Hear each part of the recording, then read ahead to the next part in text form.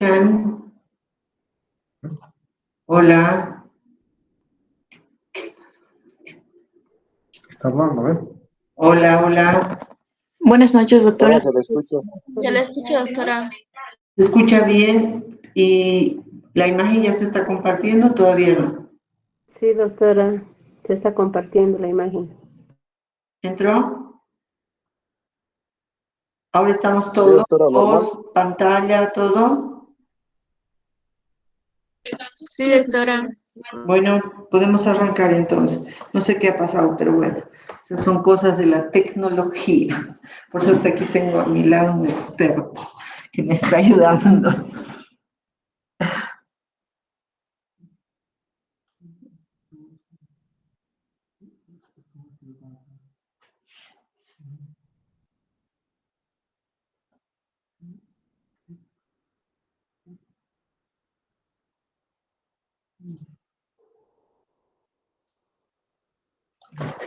Ya, ahora podemos arrancar. ¿Sí me escuchan bien, chicos? Sí, doctora, se la escucha bien. Bueno, empezaremos porque es un tema un poquito largo. Es un tema que se incorporó al pensum hace pocos años atrás, como estaba como inmerso en el tema del síndrome metabólico. Queremos jerarquizar, de ahí que se incorpora como temario a endocrinología esto. Y muchos de ustedes, que algunos de ustedes ya han pasado la práctica conmigo, hacemos mucho hincapié en esta patología porque definitivamente es una patología de alta prevalencia. Estos datos epidemiológicos van a permitir jerarquizar frente a qué patología estamos, ¿ya? Hoy es catalogada como una verdadera enfermedad, es una enfermedad crónica, no transmisible, no curable, pero sí controlable, que tiene un impacto serio y ascendente en la salud de la población a nivel mundial. Se define como un estado patológico y se caracteriza por un exceso o una acumulación excesiva y general de la grasa en el cuerpo. Vamos a luego individualizar qué grasa tiene mayor impacto metabólico. Hay una grasa que nos contornea, que nos da aislamiento, pero hay otra grasa que nos enferma.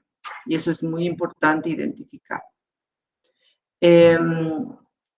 La OMS la declaró como la pandemia del siglo XXI y es así. La obesidad en todo el mundo casi se ha triplicado desde 1975. Hacia el 2019, 41 millones de niños menores de 5 años tenían sobrepeso en todo el mundo. Estos niños con sobrepeso tienen más probabilidad de ser adultos obesos y padecer a edad más temprana lo que se asocia con la obesidad, que es la diabetes y enfermedades cardiovasculares, con aumento de la posibilidad de muerte prematura y discapacidad. A nivel mundial, el sobrepeso y la obesidad causan más muertes que la desnutrición. Este es un dato muy alarmante, porque se luchó mucho los siglos, que es las décadas previas contra la desnutrición. Muchos programas a nivel mundial se encargan aún de esto. Sin embargo, descuidamos lo contrario y se dice que el 57% de la población mundial vive en países donde el sobrepeso y la obesidad causan más muertes que la desnutrición. Es un dato que nos tiene que llamar la atención y hay que empezar a trabajar en prevención primaria, que es lo que ustedes dentro de poco van a hacer. Antes se consideraba un problema confinado a los países de altos ingresos, o sea, que tenía yo plata, podía comprar muchos alimentos y tener obesidad, correr el riesgo de tener obesidad. En la actualidad se sabe que es un problema también de países con bajos ingresos y medianos ingresos, donde la falta de educación hace que los las personas no sepan elegir los nutrientes adecuadamente. ¿Ya? Vamos adelante. Más de 2.000 millones de personas afectadas en el mundo, por eso se considera una pandemia. 4 millones de muertes anuales en el mundo, y se dice que desde 1975 a la actualidad se triplicó las cifras de personas portadoras de obesidad. Seguimos jerarquizando el tema y estos datos epidemiológicos. La obesidad y sus comorbilidades causan cada año 4 millones de muertes. La obesidad provoca un descenso de la expectativa de vida o la esperanza de vida de más o menos 10 años. ¿Qué quiere decir? 78 años los bolivianos, con esto 68 años de expectativa de vida. Alto costo socioeconómico para los estados por las complicaciones que conlleva esto. La mortalidad de pacientes sobrepeso y obesidad con COVID, y esto es una cifra que ha emergido de estos 2 años y medio que hemos vivido con esta pandemia, lo llevaban muy mal las personas con obesidad, y la mortalidad de ellos portadoras de COVID llegaba al 50% en promedio. O sea, se morían más fácilmente. Tenemos que tomar en cuenta que el tejido adiposo tiene diferentes distribuciones. Si bien lo que vemos más externamente es la grasa superficial y es la más abundante, es la metabólicamente no activa. Hace carga en el organismo, altera articulaciones, ¿verdad? Pero la grasa visceral, aún siendo tan pequeña, entre el 5 y el 10%, es la metabólicamente activa y es la que ayuda o coadyuva a la aparición de las enfermedades a las cuales nos vamos a referir a continuación.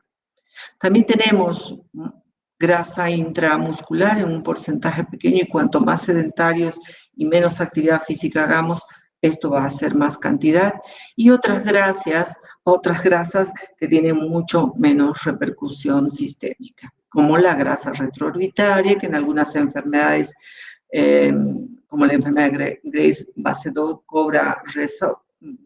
resalta porque da sintomatología y signología, la palmar, la plantar, etc. Tenemos que reconocer que es importante la grasa corporal en nuestro organismo porque cumple una serie de funciones. Es necesario como reserva energética, protege órganos internos, recubre nervios, es parte de todas las células. Todas las membranas sabemos que tienen lípidos. Regula la temperatura corporal, almacena vitaminas, interviene en la modulación metabólica, sintetiza hormonas, y podemos asegurar que la grasa en condiciones normales, en cantidades normales, es antiinflamatoria. Entonces, en la etiología, en la etiopatogenia, de la obesidad, parece ser fácil, ¿no? Ya la balanza va a ir a más si yo no hago ejercicios y como mal. Evidentemente, la mayor parte de nuestros pacientes que presentan obesidad tienen esto. Esta balanza va a hacerse positiva a expensas de gasto de energía pequeño y mucha ingesta calórica. Sin embargo, no es tan fácil, porque no entenderíamos por qué personas que tratan de limitar su ingesta fácilmente suben de peso. O lo contrario, personas delgadas, de hábito delgado, de contextura delgada, comen un montón y no hacen ejercicios y no aumentan de peso. Ahí no tenemos que olvidarnos que existe un factor genético, ¿no? Un factor y hoy están identificados varios genes obesógenos que se dicen, que están relacionados el por qué tan fácilmente individuos aumentan de peso y tan difícilmente aumentan otros individuos a pesar de que hacen todo mal. Solo así podemos entender que estos factores genéticos pues también participan en este balance de gasto y ingesta. ¿ya? Esta diapositiva me encanta porque refleja claramente cuando yo tengo un tejido adiposo de tamaño normal, juega un rol antiinflamatorio, pero evidente. ¿Qué pasa cuando ese tejido adiposo aumenta de tamaño? Y esto está claro, se vuelve de un estado antiinflamatorio a un proinflamatorio por la cantidad de sustancias inflamatorias que libera este tejido adiposo hipertrofiado. Entonces, esto hay que entender para comprender por qué las personas con obesidad tienen mayor incidencia de enfermedad cardiovascular, por qué las personas con abundancia de tejido adiposo y sobre todo una de ellas, adiposo visceral, fácilmente se interrelacionan con la insulinoresistencia, hipertensión, hígado graso, dislipidemia, enfermedad cardiovascular, enfermedad cerebrovascular. Entonces, esto nos hace entender cómo el tejido adiposo hipertrofiado es el causante de toda una cascada de eventos que conducen a mayor riesgo cardiovascular. Sin embargo, no parece ser todo el tejido adiposo. Tiene que haber un contexto también en esto de predisposición genética. Y hay grupos de personas en las que, si bien el tejido adiposo es el que comanda todas estas alteraciones metabólicas que finalmente pueden conducir a la diabetes por hiperinsulinemia, y estos determinar aterogénesis, diabetes tipo 2, si bien es el tejido adiposo, no tenemos que olvidarnos del rol de la insulina. Hay pacientes que genéticamente están condicionados por defectos en los receptores de insulina que con muy poquito de grasa extra ya manifiestan esta insulinoresistencia. En cambio, otros individuos sin condiciones genéticas requieren un tejido adiposo muy abundante para determinar toda esta cascada de eventos que conducen a la arteriogénesis y a la diabetes.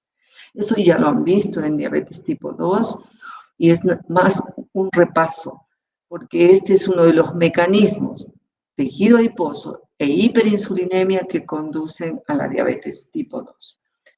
Bien, en la clasificación etiológica de la obesidad vamos a tener esto, lo más frecuente, lo que siempre decimos: comes mucho, no haces ejercicios, ¿verdad?, como causa de tu obesidad, no haces ejercicio. Sin embargo, un número pequeño de personas tiene alteraciones centrales hipotalámicas. Ustedes saben que tenemos en el hipotálamo, en núcleos ventromediales, en el centro de la saciedad, y pueden haber tumores que involucren, que alteren este centro, que pueden conducir a que el paciente no tenga saciedad y coma en volúmenes importantes sin encontrar la saciedad. Algunas patologías endócrinas, como el síndrome de Cushing, con una característica típica de centralizar el tejido adiposo en el tronco y en el abdomen. El consumo de antidepresivos, corticoides, relacionados con lo anterior, también deben ser investigados cuando estamos buscando la etiología de la obesidad. Y todas estas alteraciones genéticas, sin embargo, son obesidades poco frecuentes. Las anomalías en determinados cromosomas, como en el síndrome de Prader-Willi o el de Lawrence-Monville, que están asociados a obesidad. ¿Listo? Mutaciones que ya están descritas como genes obesógenos. Cuando hacemos un diagnóstico clínico es muy evidente, o sea, no hay mucho dónde perderse, y si además se asocia con un aumento de la circunferencia cintura por aumento del tejido graso visceral, esto es muy evidente, no hay que tener mucha ciencia, ¿no? Pero a la búsqueda de algunas señales de asociación del tejido adiposo con hiperinsulinemia, estas señales de acantosis nigricans, que pueden buscar en la región cervical, aquí está otra vez en la región cervical, esto también, o en las axilas, o en los pliegues del codo, los pliegues anteriores del codo, o datos de hipertensión también, que este paciente portador de obesidad puede presentar. Para el diagnóstico, importante hacer una historia minuciosa. Nosotros tenemos que sentarnos a interrogar al paciente desde cuándo. ¿Cuándo tuvo un peso normal? Y lo primero no sé cuánto es un peso normal. Ustedes tienen que saber identificar a determinadas edades cuál es el peso normal. Para fines prácticos y fáciles, siempre digo, si somos adultos, unos 60 kilos promedio es el peso normal. Unos 70 kilos, más o menos 5 hombre-mujer. Eso es un peso normal. Entonces, nosotros tenemos que preguntar si estamos ante un hombre con 20 kilos de exceso, ¿desde cuándo? ¿Hasta qué edad manejó un peso normal? ¿Qué pasó? ¿Qué pasó desde esa fecha a la actual para que aumente? Mucha gente dice, dejé de hacer ejercicios, empecé a trabajar, trabajo en escritorio casi todo el día, no me doy tiempo para esto. Esto es importante. También es importante el contexto de la familia, ¿no? El contexto de familia importa. Hoy viene una muchachita de 21 años, toda la familia preocupada, pero el papá obeso, la mamá y diabético, la mamá con obesidad, y son ellos los que enseñaron a comer mal a esos niños, ¿ya? Y quieren tratarla a la hija y no pensar de que en el tratamiento deben estar incorporados ellos. Es muy importante esto. O sea, poner a la balanza a todos los que acompañen si son familiares de primer grado. Examen clínico completo en la búsqueda de estos detalles y los que vamos a hacer hincapié en el examen clínico que tenemos a mano. En los laboratorios básicos, ¿verdad? Glucemia, insulina, perfil lipídico, transaminasas, hemograma, creatinina, ácido úrico, proteína. Esos son los que siempre incorporamos, ¿ya? Los específicos, si yo además encuentro algún dato que me haga sospechar de un Cushing, pues esos también, cortisol basal, ACTH, pediré. Importantes, sobre todo si esta obesidad está asociada a un síndrome metabólico, que después culminamos con eso la clase. Haremos también un electrocardiograma, una prueba de esfuerzo para el inicio de su actividad física, una espirometría y en muchos casos, si hay datos de apnea del sueño, haremos también un estudio de apneas del sueño. En la evaluación clínica quiero hacer hincapié, y lo he hecho siempre en la práctica con todos mis alumnos de la práctica, ¿me están escuchando, verdad, chicos? Sí, doctora. Absoluto, entonces me da miedo que estoy hablando solita. Bueno, me alegro. Entonces, ¿qué datos tomo? Nosotros no tenemos, en el diario, en la diaria evaluación clínica, tenemos que utilizar elementos clínicos de acceso fácil. Peor todavía si estoy considerando que es una pandemia, o sea, tengo muchos pacientes con sobrepeso o obesidad, a los que tengo que buscar elementos clínicos de acceso para el diagnóstico inicial, ¿verdad? Utilizamos y seguimos utilizando, aunque verán después que tienen sus interrogantes ya, el IMC, índice de masa corporal, o en inglés BMI, Body Mass Index, es la relación del peso corporal, y aquí está inmerso todo, huesos, músculos, agua, grasa, con la estatura. Esto, a pesar de que no distingue entre grasa y estatura específicamente, todavía el IMC es un método práctico para seleccionar nuestro grupo de pacientes con los que debemos trabajar en este área, ¿ya?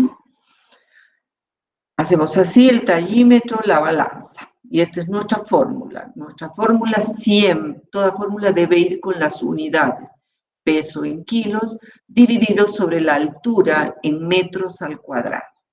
Hoy en día tienen los dispositivos ustedes como para tener insertado esto y fácilmente arrojan los dos datos y les arrojan el resultado.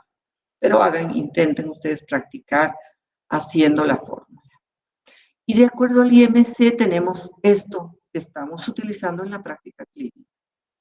IMC de 18.5 a 24.9, peso normal, normopeso. Por debajo de 18.5 hablamos de bajo peso. Sobrepeso 25 a 29.9, sobrepeso, o también podemos usar el término de preobesidad.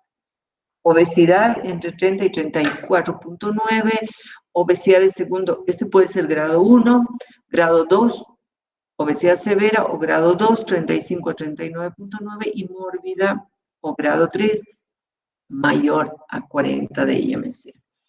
Perfecto. El IMC, les decía, tiene las excepciones. No se puede aplicar a toda la población. Tenemos que tener en cuenta que el embarazo es una primera contraindicación para el uso. Y las obstetras también necesitan saber si tienen una paciente obesa en gestación, porque esta paciente obesa en gestación tiene más riesgo de eclampsia e hipertensión. Por tanto, es muy importante que se le tome el peso, pero los obstetras lo que hacen es solo controlar el peso, porque ellos establecen un incremento de peso para toda la gestación entre 10 kilos promedio, entre 8 a 12 los parámetros. Entonces, durante la gestación, sobre todo a partir de la segunda mitad, no es necesario ya utilizar el IMC. Es obvio que pacientes con fisiculturismo tienen más masa muscular natural o artificialmente adquirida no solo por el ejercicio físico, la comida y algunas sustancias anabólicas, pero este paciente queda fuera de nuestra lista para aplicar el IMC. Si yo tengo pacientes con graves deformidades musculoesqueléticas, escoliosis severas, artrosis severas, no voy a utilizar este índice para la evaluación. Y amputaciones extensas, lo mismo. Si le falta una de las extremidades, es una amputación extensa. No así una falange o alguno de los deditos del pie, no. Seguimos utilizando el IMC en esos estados. Cualquier estado edematoso, y ahí están incluidos endocrinopatías, enfermedad sistémica, insuficiencia cardíaca, insuficiencia hepática severa, insuficiencia renal en estado edematoso, mixedema, que es un hipotiroidismo severo, menores de 2 años. Y estos niños menores de 2 años no se pueden ni parar, muchos de ellos bien. Entonces el pediatra tiene forma de evaluarles con unas curvas diferentes. A partir de los 2 años sí utilizamos. Ciertos síndromes genéticos tienen tablas especiales específicas, ¿ya? Como el síndrome de Down, por ejemplo. Algunas endocrinopatías, desde el gigantismo, acromegalia, Cushing, síndrome de Marfan, que se llaman también aracnodactilias, un tronco cortito con extremidades muy largas, no entran en nuestra evaluación del IMC. Este gráfico lo que hace es demostrarles que en esta edad, desde los 2 años, que ya el niño se puede parar, que ya podemos tallarlo en el tallímetro de pie y pesarlo, hasta culminada la pubertad, que es una edad entre 14 y 16 años máximo para la mujer, y de 16 máximo, 17, 18 por el varón, se debe aplicar, sacar el IMC con los datos, peso, talla, y llevarlo al gráfico, ¿ya? Llevarlo al gráfico y ver, no corresponde necesariamente a que un IMC de 26 vaya a corresponder a sobrepeso, sino probablemente ya un IMC de 26 sea obesidad. Si mi paciente, niño o puber, evaluado en cualquiera de estas edades, tiene entre el percentilo hasta 25,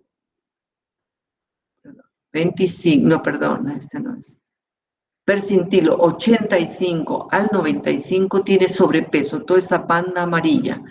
Si ese IMC que le he sacado al paciente está mayor al percentilo 95, tiene obesidad, y cuanto más alejado de esta curva roja, más obesidad.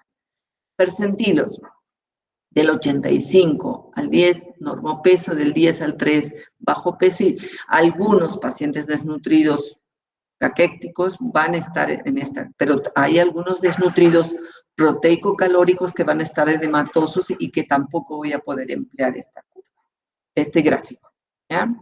Entonces, para los niños entre esta edad hasta terminada la pubertad y cierre del cartílago, debemos sacar normalmente con la fórmula que tenemos y trasladarla a la edad IMC. ¿Listo? Esta es la grasa que nos interesa, pues esta es la grasa que metabólicamente activa, ¿ya?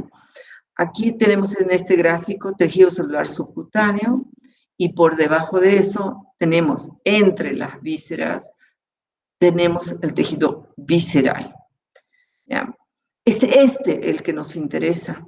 Lamentablemente el IMC nos puede abordar un total corporal, pero esta es la que nos interesa medir, cuantificar. Sí lo puedo hacer por métodos como una impedanciometría, una tomografía, una densitometría.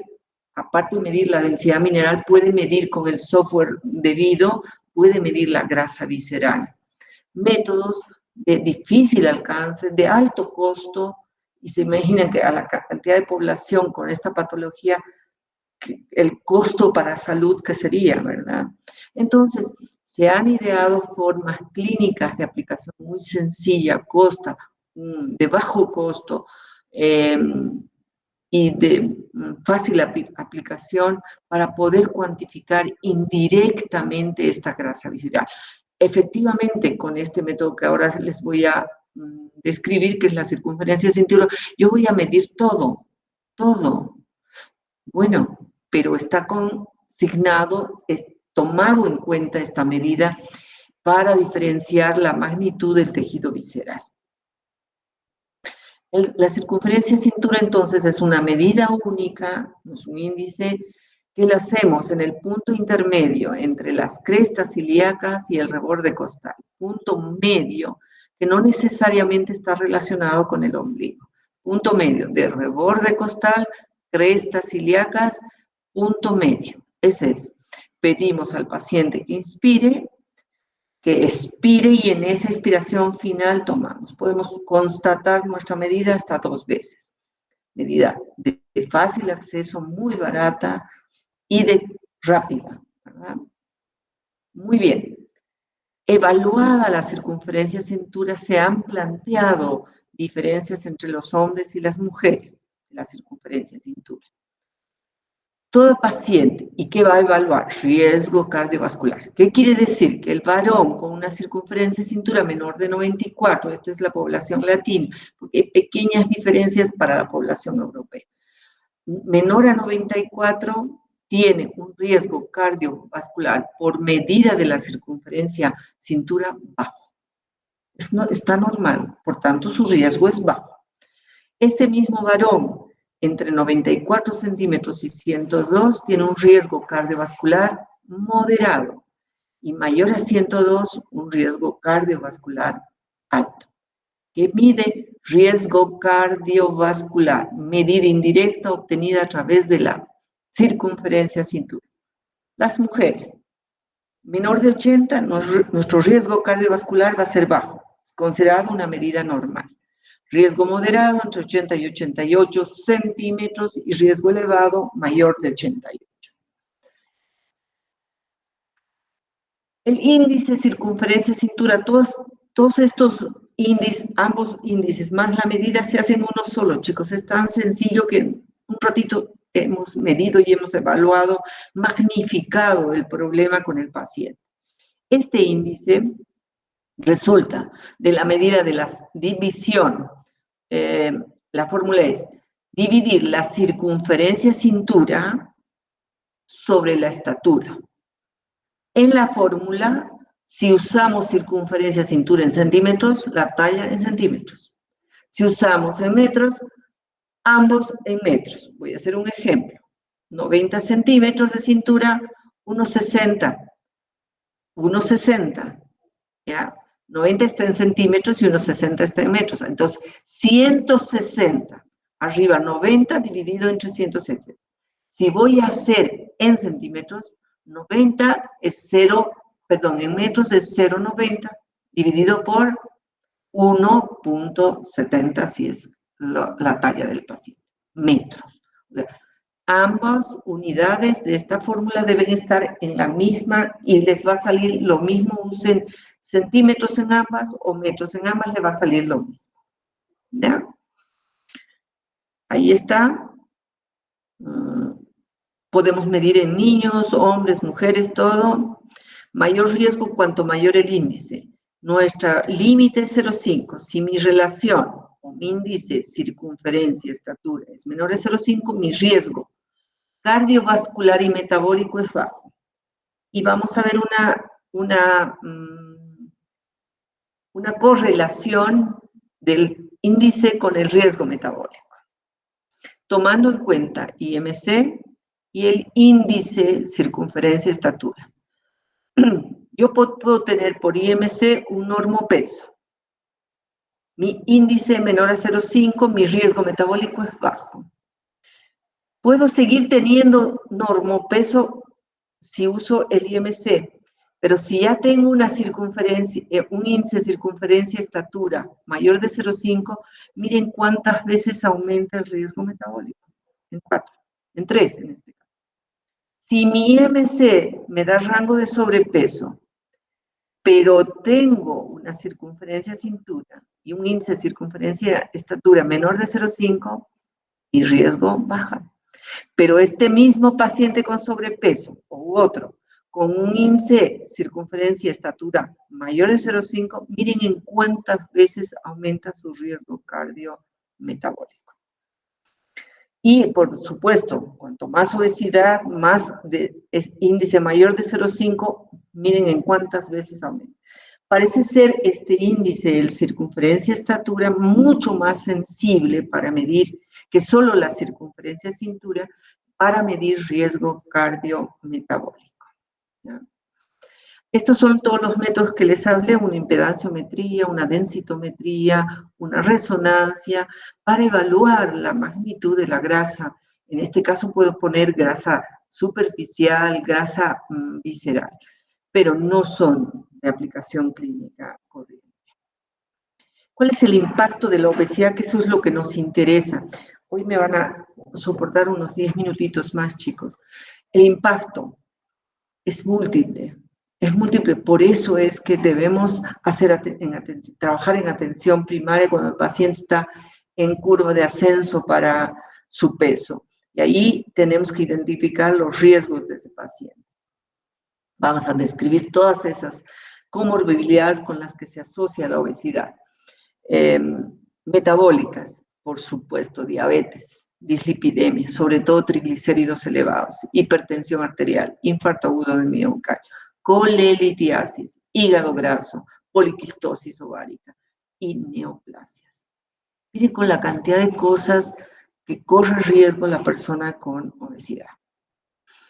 Psicosociales, no solo termina con lo orgánico, sino que estos, sobre todo los niños y adolescentes, sufren de depresión, de ansiedad, cambios de conductas, riesgos de adicciones, discriminación social. ¿Quién quiere a un gordito en su equipo de fútbol? No nos va a hacer perder, o por ahí lo ponemos de arquero, ¿verdad? Eso es verdad, eso es real, eso lo han vivido, lo viven los chicos. Y esto, mucho más, el riesgo de padecer cánceres de diferente origen asociado a la obesidad está evidenciado en los diferentes estudios. Es claro, el aumento en relación con todos estos tipos de tumores.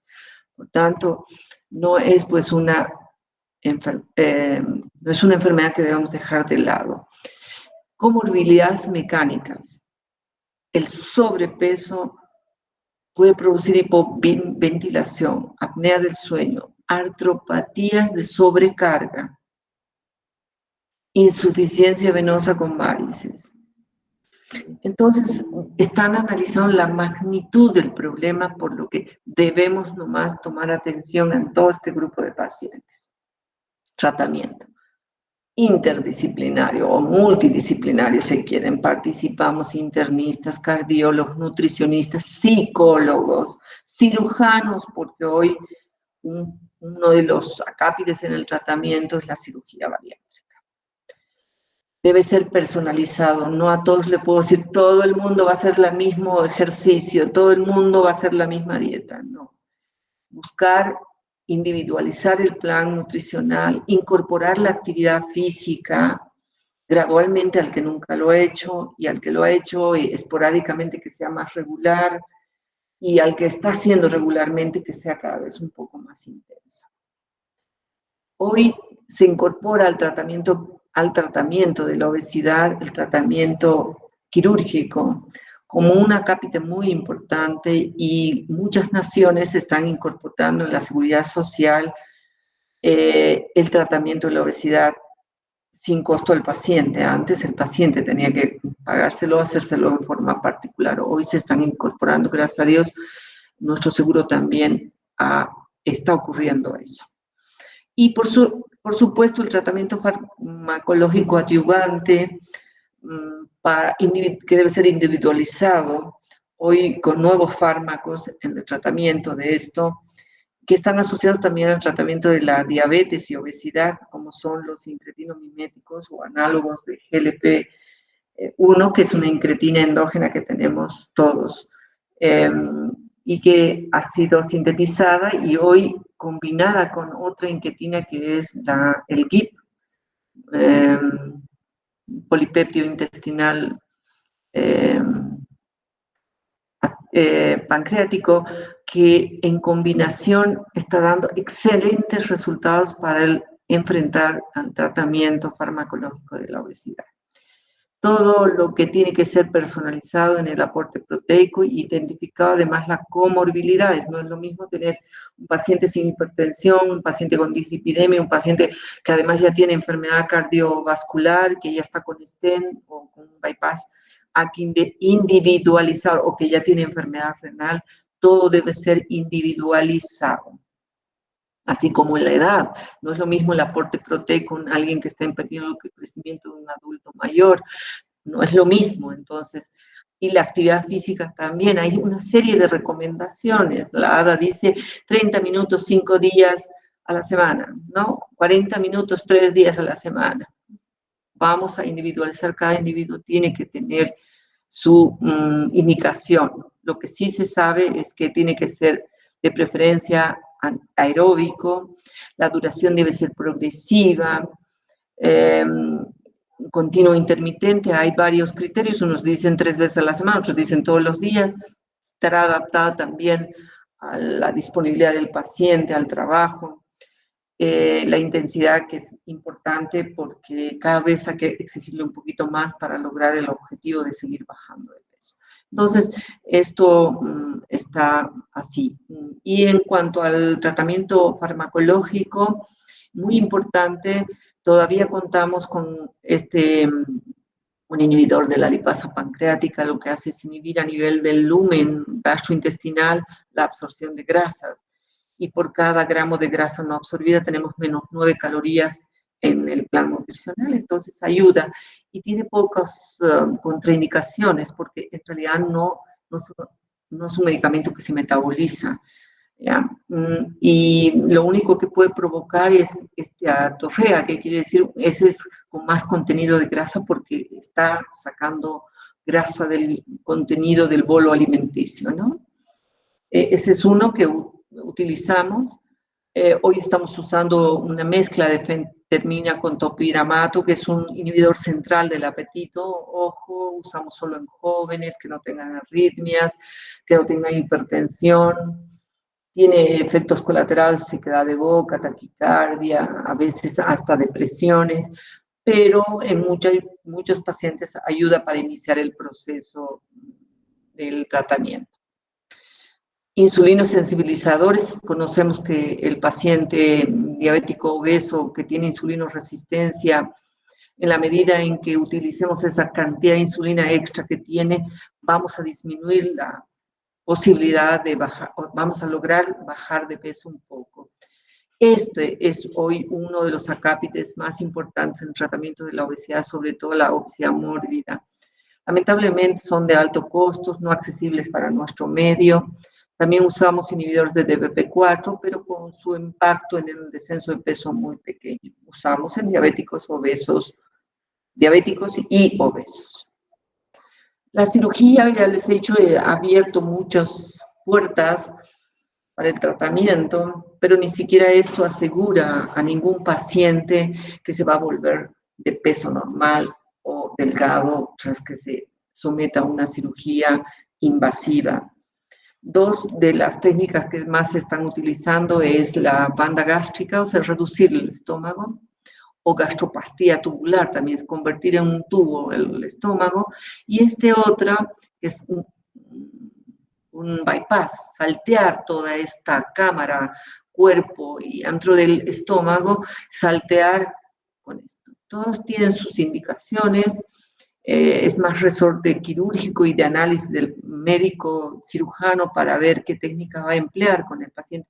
Hay menos agresivas como esta que se puede emplear a través, o se puede introducir a través de una endoscopía, que es un anillo gástrico. A un principio había dado muchas luz que iban a ir mejor, ¿no? Pero muy poco tiempo dura la adherencia al paciente y el paciente se empieza a dar modos de una u otra manera a comer mal. Por eso es importante que estos pacientes seleccionados para la cirugía bariátrica deben, a mi parecer, aunque ahora hay posiciones en que cuanto más rápido los pongamos a cirugía bariátrica, más rápido vamos a conseguir el éxito. No, yo no estoy de acuerdo porque considero que nuestros pacientes deben ir a un proceso de adiestramiento en su alimentación, si quieren llamar adiestramiento, concientización en su calidad de vida, en su actividad física. Y ese paciente que le pone las ganas y probablemente la magnitud de obesidad, con la magnitud tendríamos que años de años estar en esto, definitivamente podría ser beneficiado por una cirugía bariátrica. Y hay una serie de posiciones de diferentes escuelas y consensos latinoamericanos y europeos que están individualizando al paciente, que va a ser seleccionando al paciente que puede ser sometido a cirugía bariátrica. Edad recomendada 18 a 65 años, IMC por encima del 35, no tiene que tener trastornos psiquiátricos importantes ni trastornos de conducta alimentaria, porque vamos a volver a estar en la misma situación.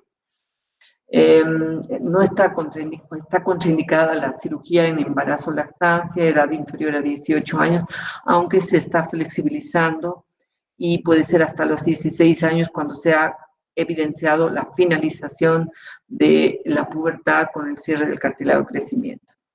Esto ya lo hemos dicho.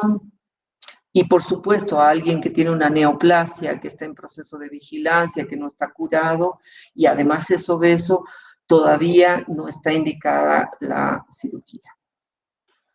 Con eso terminamos el acápite puro de obesidad y quiero insertar dos cositas respecto a síndrome metabólico.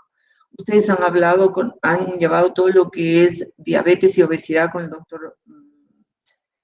el doctor Saavedra, hipertensión en cardiología, han llevado dislipidemia también con el doctor Saavedra, y es cuestión de juntar todas estas patologías para hablar de este síndrome metabólico. La importancia radica en que si nosotros diagnosticamos a nuestro paciente con síndrome metabólico, debemos advertir los riesgos, y el riesgo es que se nos muera el paciente con un infarto agudo de miocardio o con un accidente cerebrovascular, o si no muere, quedar con graves limitaciones en su vida. Entonces, es muy importante reunir todas esas patologías y eso es lo que es el síndrome metabólico, la unión de hiperglucemias, y aquí se los incluye a los prediabéticos y diabéticos, obesos. La obesidad central es un elemento para algunos organismos fundamental del síndrome metabólico, hipertensión, dislipidemias y como criterios menores, hígado graso, hiperuricemia. ¿Ya? Entonces, ¿cómo se define? El síndrome metabólico o plurimetabólico, síndrome X, síndrome de Riven, porque fue descrito por primera vez por este investigador. Son una serie de cambios clínicos y metabólicos que incrementan el riesgo. Aquí está el quid de la cuestión.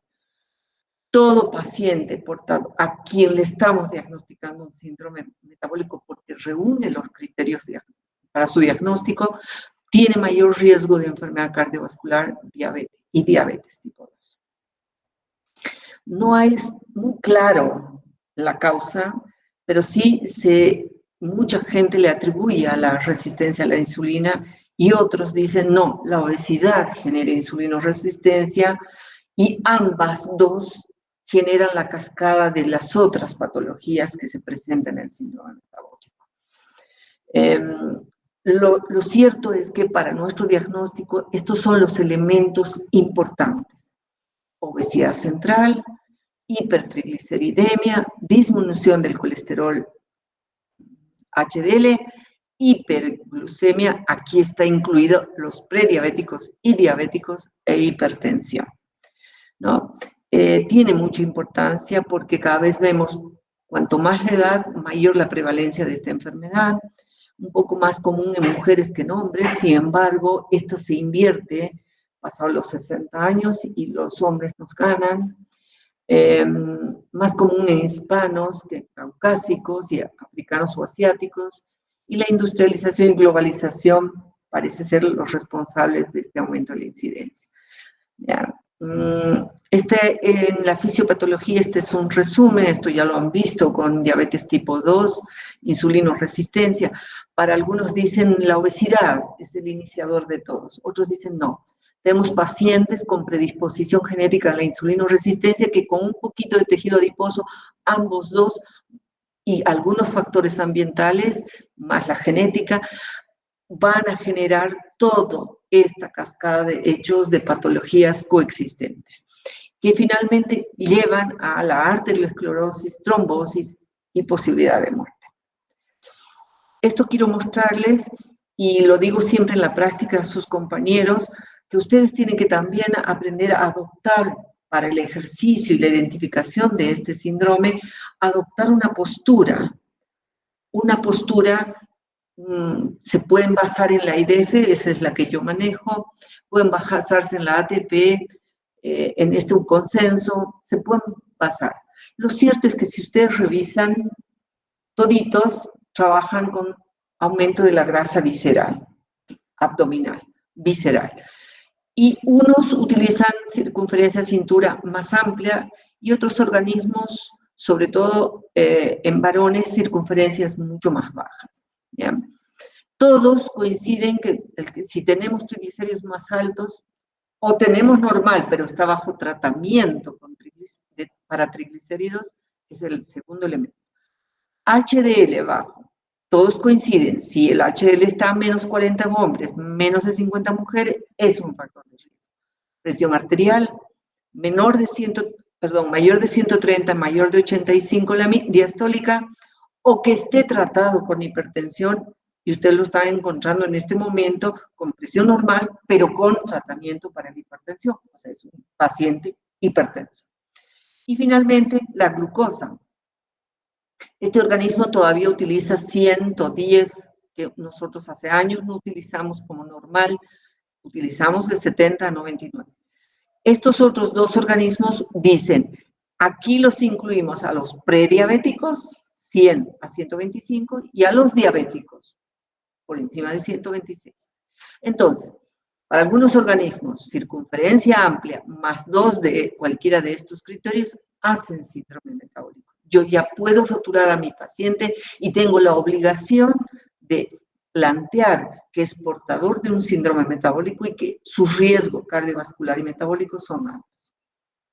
Y yo como médico tengo que tomar la prevención de hacer un tratamiento enfocado a todos los aspectos, desde el nutricional, actividad física previa, evaluación cardiovascular, tratamiento para la obesidad si necesita, tratamiento para los triglicéridos, tratamiento para el HDL si se puede, no es siempre fácil, tratamiento para la hipertensión, y para la insulinoresistencia o diabetes o prediabetes, tratamiento específico. Entonces, debo hacer un tratamiento porque mi paciente al que acabo de diagnosticar síndrome metabólico tiene alto chance de morir con enfermedad cardiovascular, o de enfermar y quedar inhabilitado por el resto de su vida. ¿Ya? Muy bien, creo que con eso hemos terminado. Si tenemos alguna pregunta, chicos, estoy aquí. Con eso hemos terminado todo el capítulo endocrino. Seguramente ya los van a convocar para, creo que es hematología que van a empezar. Si tienen alguna pregunta, chicos, estoy aquí. Doctora, Sí, te escucho. aquella persona que es diabética y tuviera dislipidemias, ¿se podría considerar como síndrome premetabólico? No hay ese síndrome premetabólico. Vamos a juntar tus datos. Diabética, ya tiene un elemento. ¿Qué más? Hipertensa, tiene 2 elementos. Su circunferencia cintura, ¿cuál es? Tuviera que tener Ya sí o tiene sí. IMC, ojo que seguramente tiene sobrepeso abdominal también. Entonces, si juntaste los 3, ya tienes un síndrome metabólico. Porque Ya. yo que empleo IDF, uso circunferencia de cintura más prediabético o diabético, hipertenso o dislipidémico. Y si tiene todo, pues también está reconfirmado. Pero no hay el elemento pre-síndrome metabólico. No hay. Clarito está, en este gráfico tienes que cumplir los criterios, ¿no? Para los otros organismos, 3 criterios. Para IDF es lo único que dice circunferencia de cintura más 2. Si están 3, listo, ya están 3. Está recontra confirmado si quieren. ¿Está? Otra.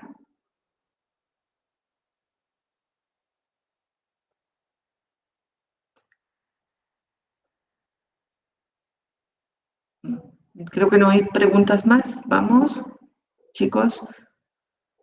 Yo sé que me tuvieron que tolerar unos 5 o 10 minutos más, pero era necesario terminar. Ninguno de estos elementos son difíciles de acceder. Glucosa, una glucemia en ayunas, si no es que ya tiene diabetes. Presión arterial, tómenle. Una HDL no es difícil, triglicéridos forma parte del panel básico de evaluación de toda persona con sobrepeso.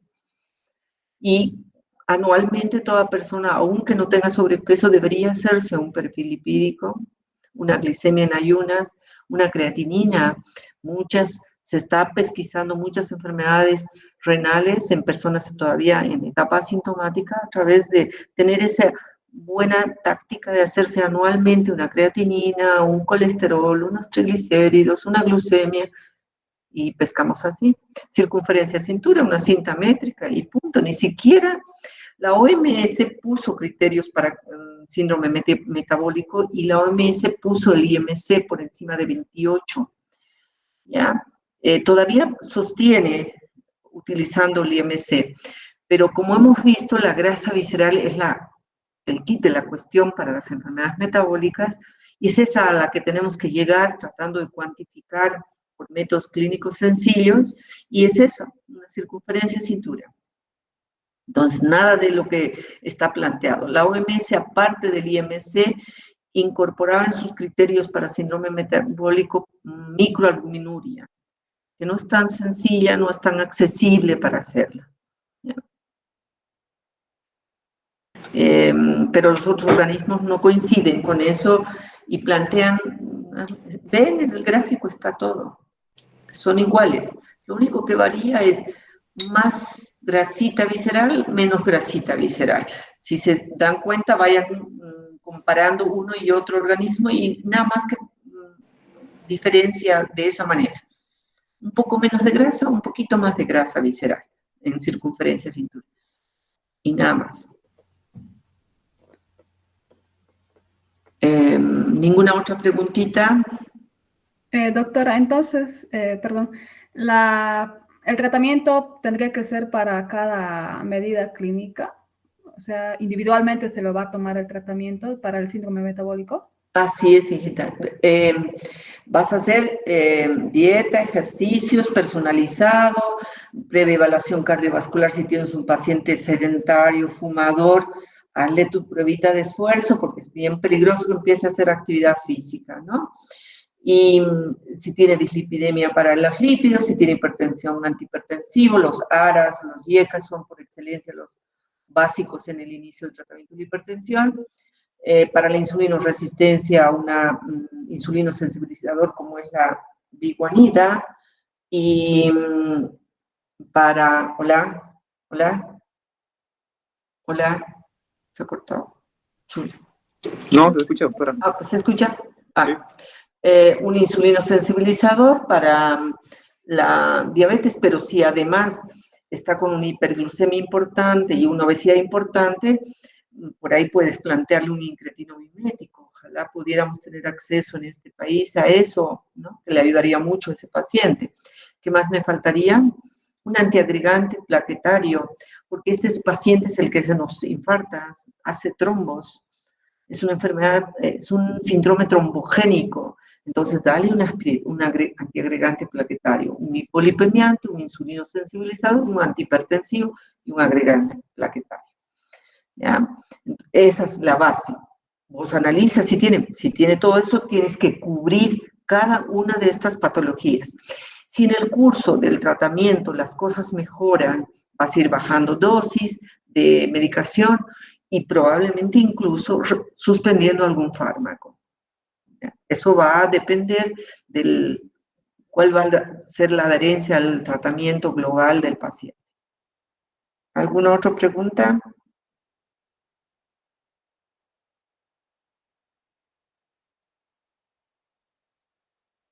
Creo que estamos. Bien, muchas gracias, chicos, por estar presentes. A los que están y acuden, seguramente les interesa más la medicina que a otros y pues serán nuestros médicos en el futuro, porque esta carrera exige mucha responsabilidad, mucha dedicación, ¿listo? Si bien todo esto está en los libros, siempre esta clase es un poco parte de nuestra experiencia también, ¿ya? Hasta la fecha de los exámenes, ahí nos veremos. Buenas noches. Muchas gracias, doctora. Hasta luego. No, de que... Doctora, hasta Gracias, luego. doctora. Hasta luego. Buenas Hasta noches. luego, buenas noches. Hasta luego, doctora. Doctora.